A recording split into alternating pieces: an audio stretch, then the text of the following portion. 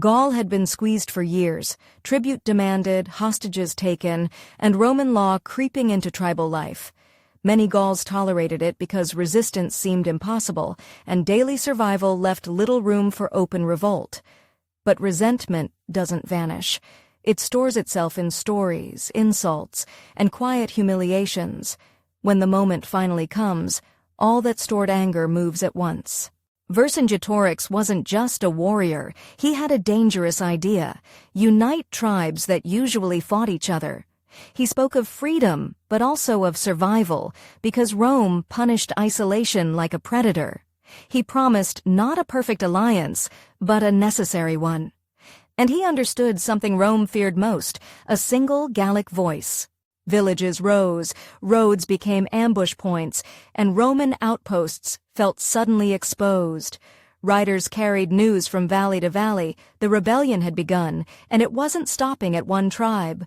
Small victories felt like proof that Rome could bleed. For the first time, Roman confidence looked uncertain, and uncertainty is contagious. Julius Caesar didn't see the revolt as a local riot. He saw a threat to everything he'd built. If Gaul unified, his campaigns could collapse, and his political future with them. He moved fast because delay was the one enemy Rome could not stab with a sword. In Caesar's mind, speed was not a tactic, it was domination. Vercingetorix chose a brutal strategy: deny Caesar supplies by burning towns and fields. It was a gamble: hurt your own land to starve the invader, and pray your people endure the pain. Smoke became a weapon, and empty barns became shields. The rebellion wasn't just about courage, it was about who could suffer longer without breaking. As the campaign tightened, Vercingetorix needed a strong place to gather forces and rest. Alesia, a hill fort surrounded by valleys, seemed defensible: high ground, thick walls, and a commanding view. High ground can feel like safety because it gives you distance and time. But in war, distance can also become isolation, and time can run out. Roman legions moved with frightening organization: roads, bridges, camps, built as they marched. Engineers made the impossible practical, turning forests into paths and rivers into crossings. Against that machine, bravery alone was never enough. The Romans didn't just arrive. They constructed a new reality wherever they stepped. Cavalry clashes flared across the countryside, sharp and sudden like sparks from stone. Gauls struck supply lines. Romans pushed them back with discipline and tight formations. Each skirmish was a message. The decisive moment was coming, and it would be bigger than a roadside ambush. Every clash also taught both sides what the other feared. Vercingetorix's options narrowed: keep running and risk his coalition fracturing, or stand somewhere and force a decision. He chose Alesia not because it guaranteed victory, but because it offered a chance to hold the Romans in place. It was a fortress, and a challenge thrown at Caesar's feet. In that choice, Gaul placed its future on a single hill. Alesia swelled with fighters, families, livestock, and supplies, everything a rebellion needed to survive. But every extra mouth meant extra hunger, and every crowded street meant less room to breathe. The hill began to feel trapped even before the Romans finished their ring. A fortress can protect you from blades, but it cannot protect you from time. When Caesar learned Vercingetorix was inside Alesia, he didn't see a safe refuge. He saw a box with a lid, and his enemy inside. If he could seal it, the rebellion's heart would stop beating, and the tribes would lose their center. Caesar loved decisive moments, and this looked like one he could manufacture. Roman units spread into positions around the hill, claiming ridgelines and valley crossings. This wasn't a single camp, it was a ring of camps, each supporting the next like links in a chain. Alesia was now watched from every direction, and watched constantly. The first stage of a siege is psychological: show the enemy there is nowhere to go.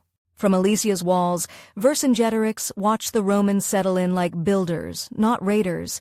He realized Caesar wasn't rushing a storming assault. Caesar was preparing something colder, a siege that would choke the hill slowly. A quick battle can be survived with bravery. A siege demands patience, discipline, and food, and Alesia had only some of those. The Gauls struck first, launching a sortie to disrupt Roman work parties. If the walls weren't finished, the siege could fail and Alesia could breathe again. It was a race, Gallic courage versus Roman construction. The sortie wasn't just an attack, it was a desperate attempt to stop the future from being built. The Roman response came like a door slamming shut. Ranks formed, shields locked, and the Gauls were pushed back. The sortie hurt morale more than it hurt Caesar's plans, because the hill learned a brutal lesson. Rome could improvise order faster than Gaul could improvise chaos, and every failed attack made the next one feel heavier. Caesar commanded an engineering project that sounded insane: build a continuous fortification around the entire hill. Trenches, palisades, towers, a man-made horizon that would turn high ground into confinement. The Romans didn't just fight wars, they manufactured them with tools, sweat, and math. Caesar wasn't asking if it could be done, he was demanding it be done quickly.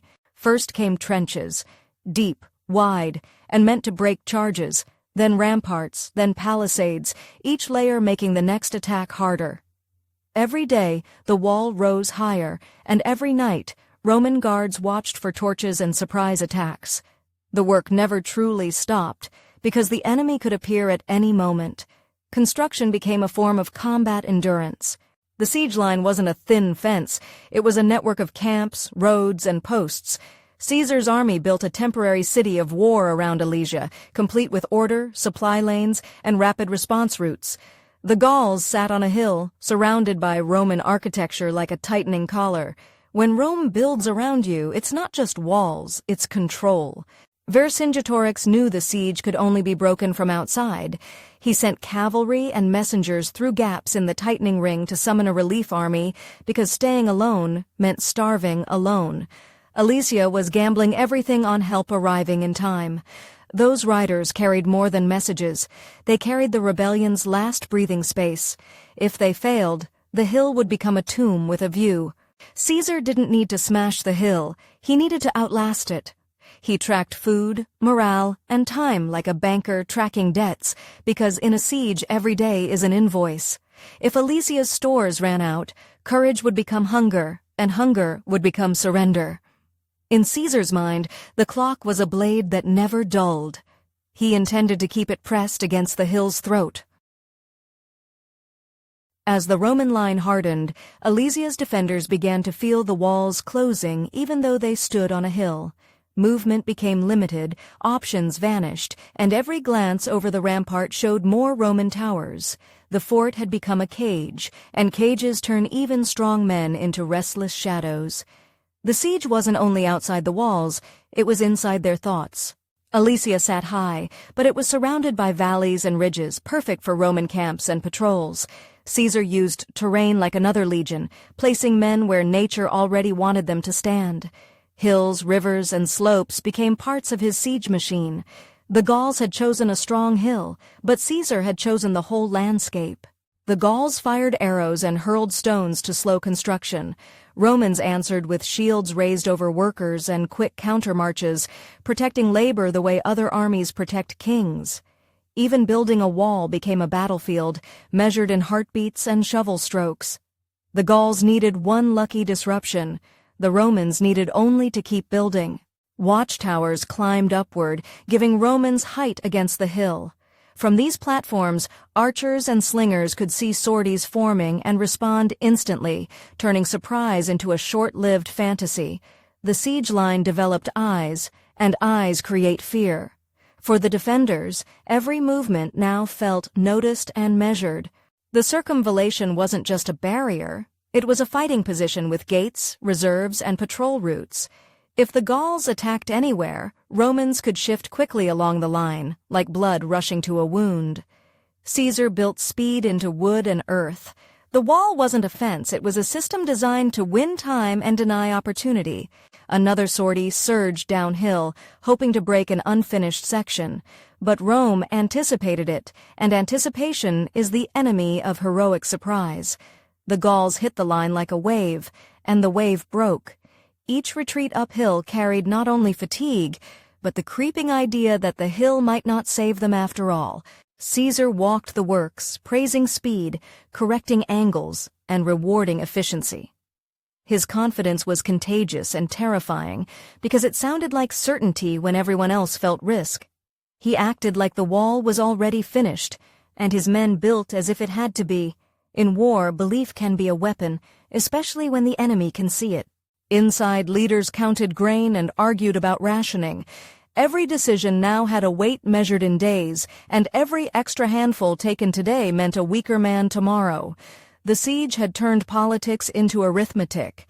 Vercingetorix needed unity, because hunger makes people listen to fear more than loyalty. Vercingetorix's plan depended on timing. Hold the hill long enough for a relief army to arrive. He needed discipline inside the fort and courage outside it, and he needed both on the same day.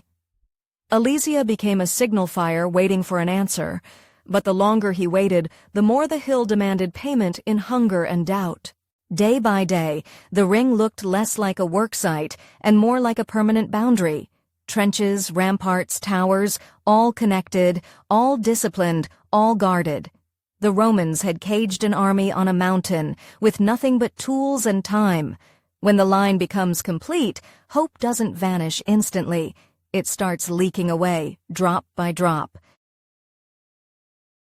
Caesar knew relief would come. A siege only works if nobody breaks it from outside, and Gaul had too much pride to watch its leaders starve without trying.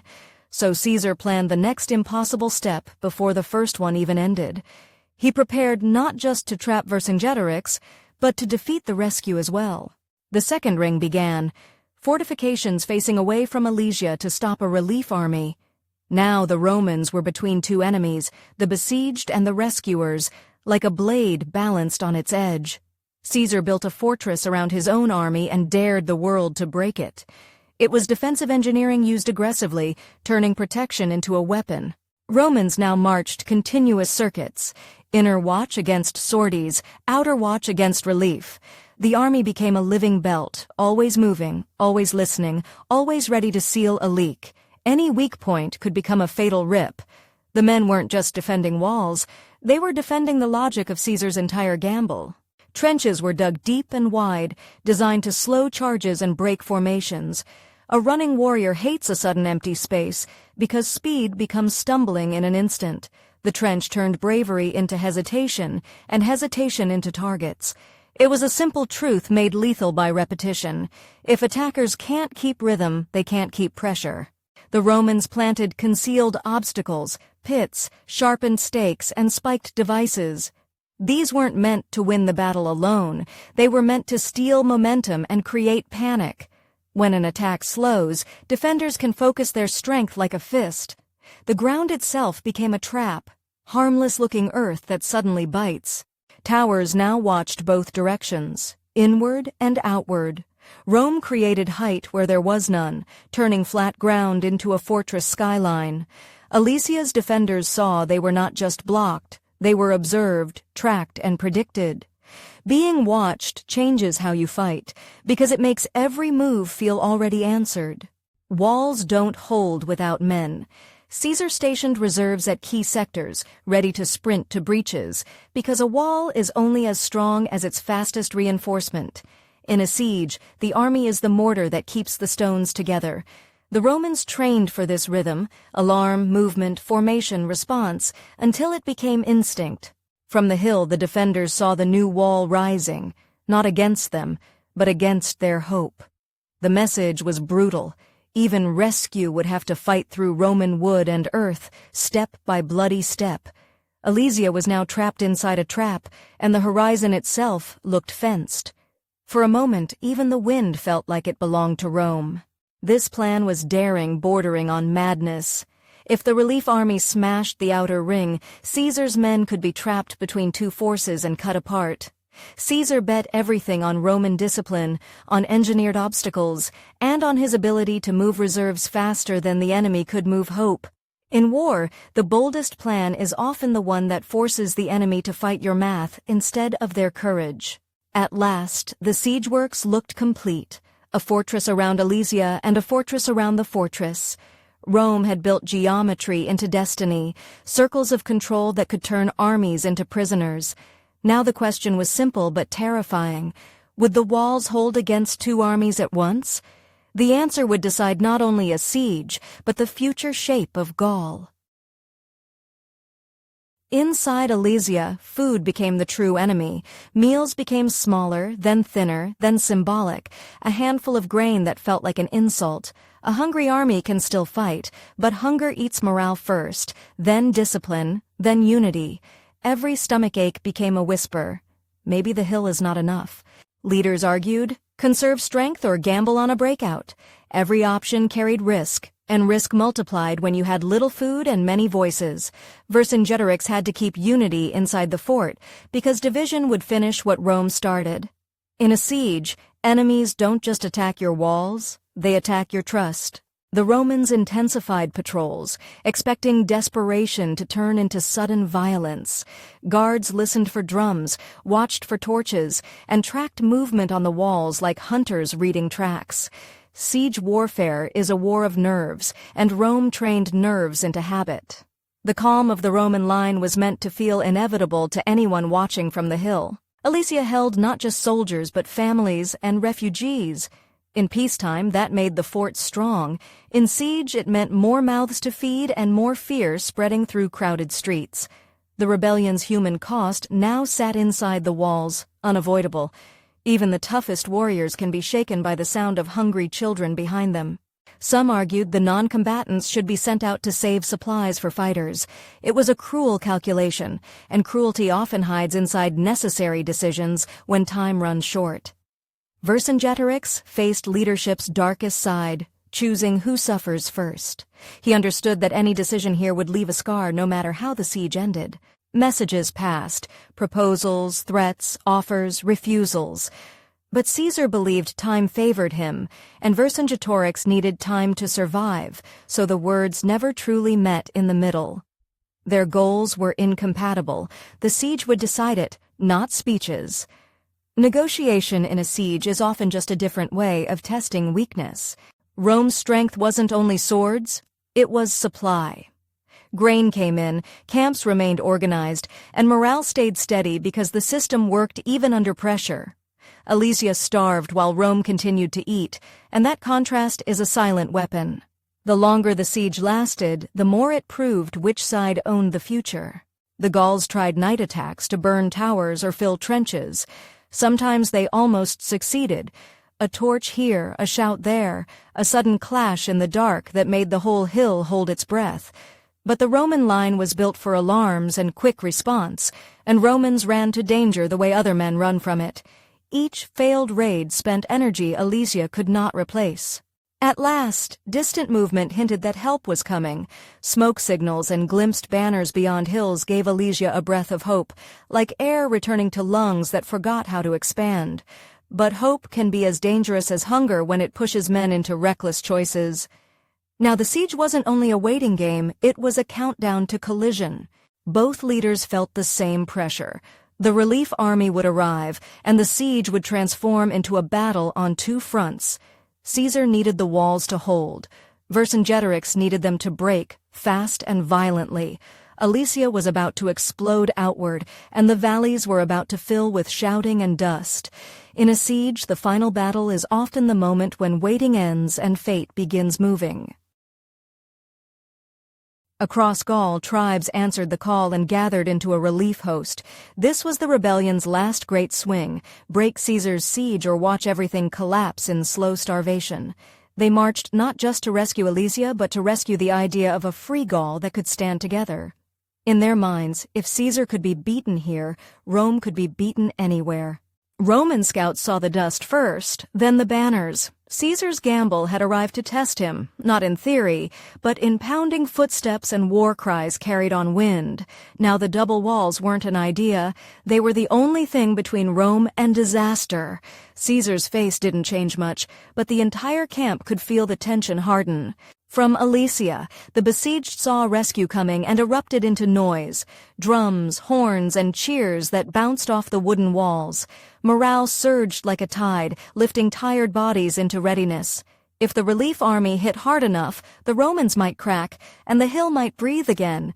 But cheers can't feed an army, and the siege still demanded an ending. The relief army tested the Roman outer defenses, searching for weakness, like fingers searching for a crack in stone. They found trenches, stakes, towers, and disciplined men behind them, already positioned and already waiting. The wall didn't just block, it punished careless approach, turning rushing into stumbling. The Gauls learned quickly that courage alone would not erase Roman engineering. Caesar shifted cohorts to threatened sectors, reinforcing points before they broke. His army moved along interior roads like pieces on a board, but these pieces bled and breathed. The double ring worked only if the center could flow faster than the attackers, like water finding gaps. Caesar's true weapon here was coordination, the ability to make many men act like one. Cavalry clashes erupted outside the walls as the Gauls tried to disrupt Roman movement. Horses, spears, and dust turned the valleys into chaos, where direction vanished and instinct ruled. But Roman discipline and allied cavalry kept the lanes open, protecting the roads between the walls. The cavalry battle wasn't just noise. It was about whether Caesar could keep his system moving. Now Rome fought outward against the relief army while still watching inward for a breakout. Soldiers slept with helmets nearby because peace was only a pause between horn calls. Every signal could mean disaster in the next hour, and every hour demanded fresh focus. Caesar had turned his army into the center layer of a storm, holding steady while waves hit from both sides. Vercingetorix planned to strike the inner wall while the relief army struck the outer wall.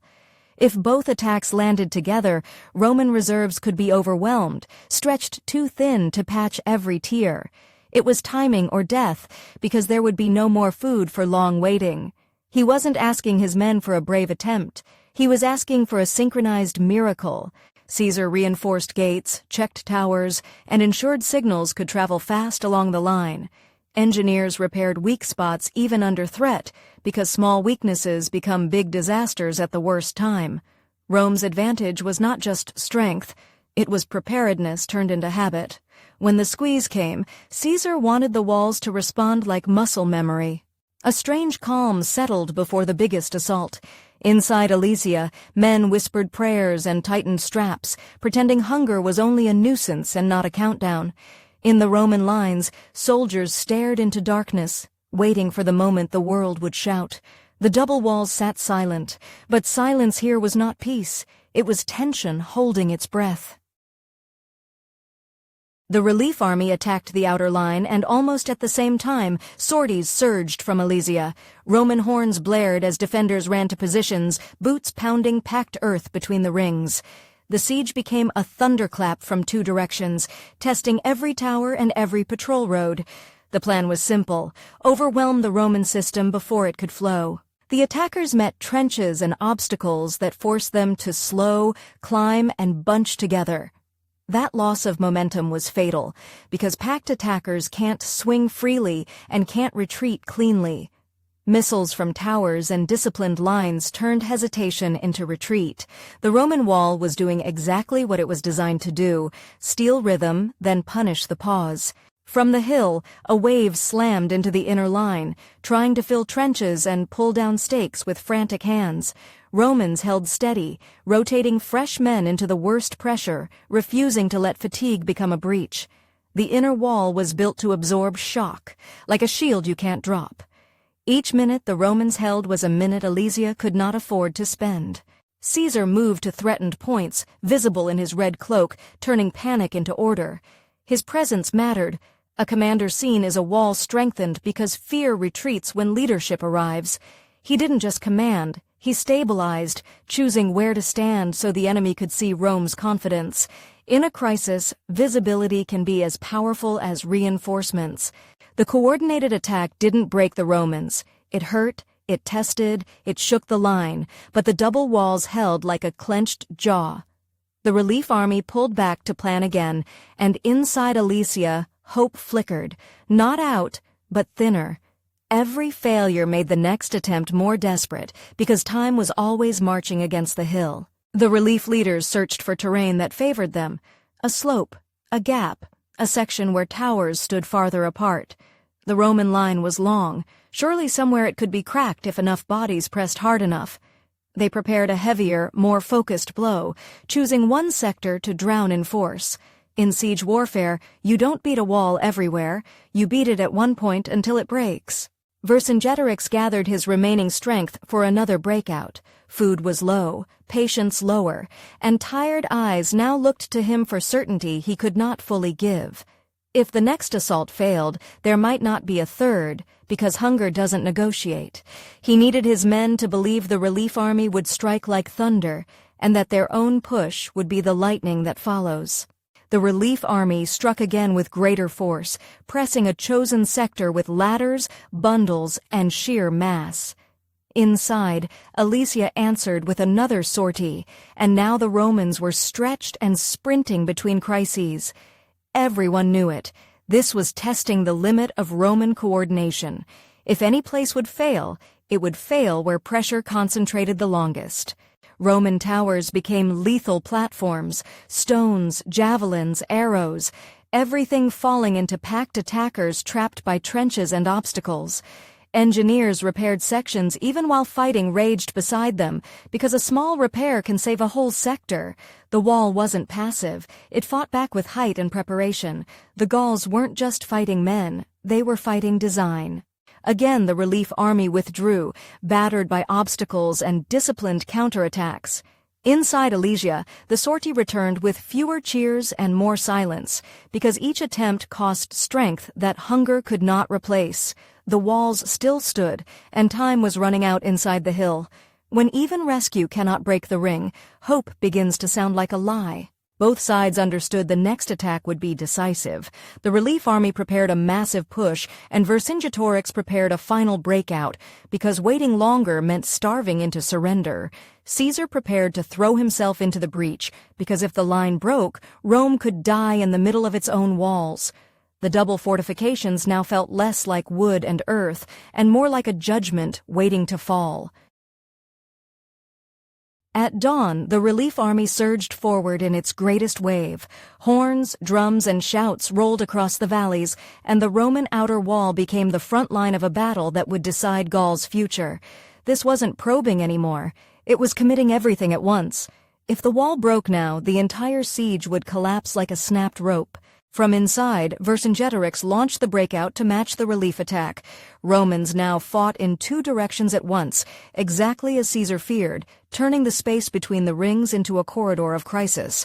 The siege line shook under simultaneous pressure, and orders had to travel faster than panic.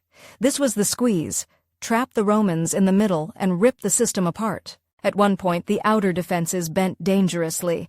Attackers climbed, pushed, and tried to pour through, using mass to turn a tight space into a floodgate. For a breath, it looked like Caesar's gamble might collapse into catastrophe. In siege warfare, one breach can undo 1,000 hours of digging, and everyone could feel that truth in their bones. Caesar threw reserves into the threatened point, ordering a fierce counterattack. He understood that holding wasn't enough. The attackers had to be pushed back, or the breach would keep widening like a tear in cloth. In siege warfare, the defender sometimes must become the attacker and do it with ruthless timing. Caesar's red cloak became a moving signal: Rome is not retreating here.